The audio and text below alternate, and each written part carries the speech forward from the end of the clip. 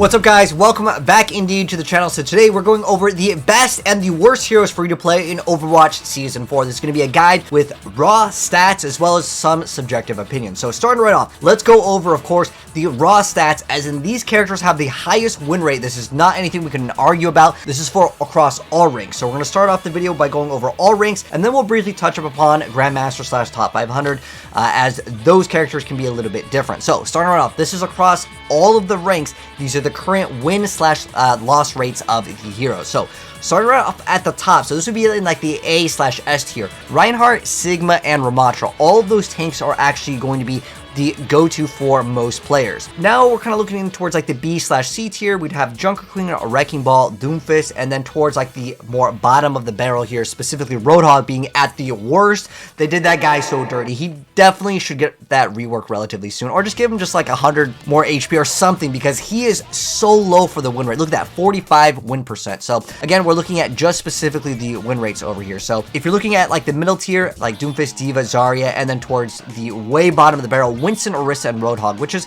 kind of strange because I didn't actually think Winston would be so low on the win rate here. I was not expecting that. Now let's go over kind of what I want to add to the video in terms of subjective info, because I still think Winston is very good. This is specifically going over Diamond and under. So this is the raw stats in terms of the tier list, but of course you guys wanted my opinions, so I'm going to give you guys my opinions for Season 4.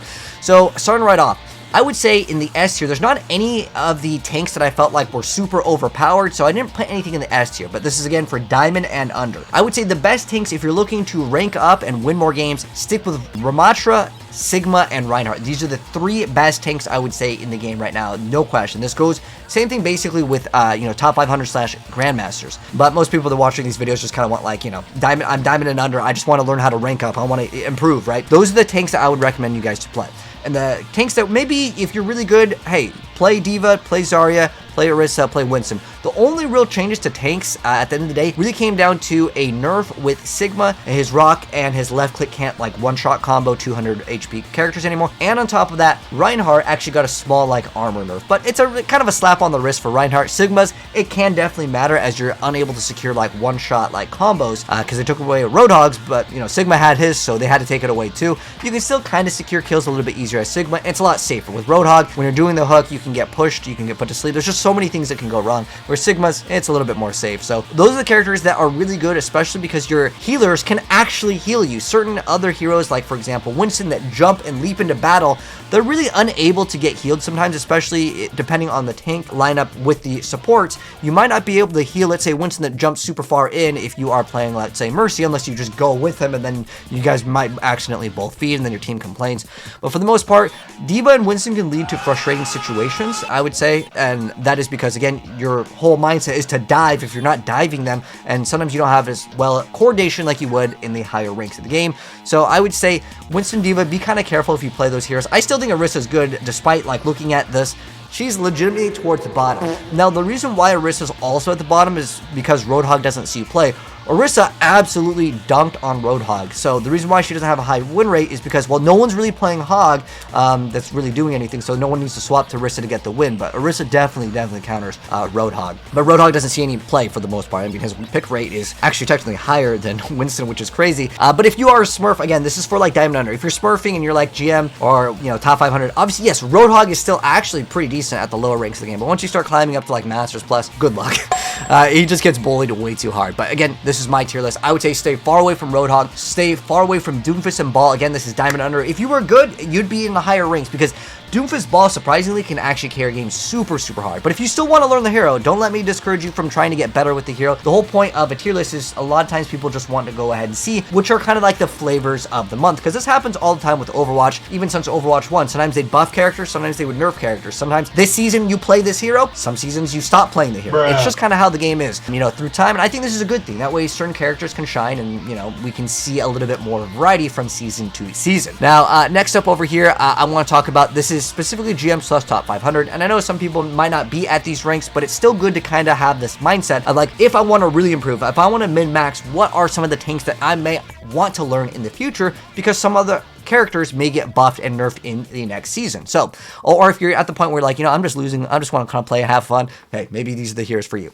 So what it comes down to is It's very similar with the exception of like Wrecking Ball and Doomfist for the most part. Wrecking Ball is an absolute S tier in, again, Grandmaster / top 500 lobbies. When you're playing support, like when I played support, even at Grandmasters, the balls just have so much reign on what you can do as a support. Like there are times where I so badly want to swap the Moira because like the ball is just ruining the support line. There's constantly a ball on the Ana or the Kiriko, and it's kind of hard to deal with the ball sometimes. If your team doesn't help you, it can just become an absolute nightmare. So as far as like the tank category goes, it's very similar. Rein, Sigma, Ramatra at the top, but Ball's also really, really good at the higher ranks of the game. Doomfist is actually really good too when you start going towards, again, this is Grandmaster / top 500. They can be very annoying to actually deal with, but it's very similar in terms of the, you know, system, in terms of the tier list in between most of the characters. Again, Ball is kind of like one exception. Ball dominates at the higher ranks of the game. But again, Orisa, Roadhog are towards the bottom. Winston is a little bit better towards the higher ranks of the game. That's because certain maps like First Point, Numbani on attack, like you need something to go ahead and deal with the people in high ground or run a diva. Otherwise, you can get absolutely rolled. So at the end of the day, you can kind of play what you want to once you're at the higher ranks of the game. But this is kind of my suggestions for you guys. Stay far away from Roadhog as well. So here is my tier list in terms of the characters for the higher ranks of the game. So Doomfist and Ball are actually characters that can absolutely destroy. I'd say Ball a little bit better than Doomfist, but Doomfist, if there's a good Doomfist, man, it gets super, super annoying. But towards the higher ranks of the game, a lot of times people won't shoot Doomfist. So it's kind of like, if you have a good Doomfist, I feel like, yes, he's really good. But then you get those bad Doomfists. So Doomfist, I feel like sometimes, yes, he's S tier, or sometimes he's like F tier. Like, there's really very few in between when it comes down to Doomfist. That's at least how I personally feel with Doomfist. But again, any of you guys that play ranked, you guys know you either get a good Doomfist or a bad Doomfist. It doesn't really feel like there's in between. But Ball is still a very good character. Again, Rein, Ramatra, and Sigma are still all key players in the higher tiers of the game. But I still think that you can definitely play Winston. You can definitely play Zarya, Orisa, Diva. They're not like terrible picks. Junk Queen, because I feel like Ana is so dang good. And same thing with Kiriko. I mean, Kiriko definitely has seen a lot less play in the sense she didn't really get changed at all. There's a lot more Moiras and Briggs. Brig, in terms of the matchup versus Junker Queen can actually have a pretty okay matchup against Brig if you just literally swing. But the thing is at the higher ranks, every time you go for your swing, it's a giant animation. It takes so long to get your thing back and start swinging. The Brig at the higher ranks is just going to say no. And you never get that thing off once you get towards the higher ranks of the game. I was trying to climb with Junker Queen. At one point, we were in the top 3% of Junker Queens for last season, which was honestly all you needed to get was like Masters, because Junk Queen just wasn't really that popular. But once I started climbing at Masters, it was just so hard to play Junk Queen. At Diamond and below, I can dominate with Junk Queen, but towards the higher ranks of the game, you just never get things off. You try to go for the axe, it's just like put to sleep.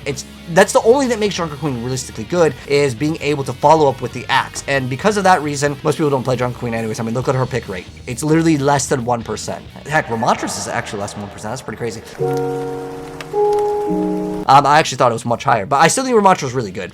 But at the end of the day, stay away from Roadhog, stay away from Junk Queen, I would say, towards the higher ranks of the game, because, again, if you are really good, or if it's the map, well, yeah, play Roadhog. He's absolutely amazing. But this is my tier list in terms of like my subjective info, but I give you guys like the raw stats. So at the end of the day, the TLDR, Reinhardt, Sigma, Ramatra, play those tanks and you'll probably win more games. But hopefully this guide was informative and you learned maybe something new and you may change what you want to play, because again, it's all about swapping heroes in Overwatch. That's the beauty of being able to change, unlike League of Legends stuff. But if you guys enjoyed the video, drop a like on it. If you're new here and you want to see more videos in the future, subscribe to the bell, and I will see you guys in the next video. And let me know what you think of this tier list down below, and you can give me your input. But take care. I'll see you in the next one. Peace out.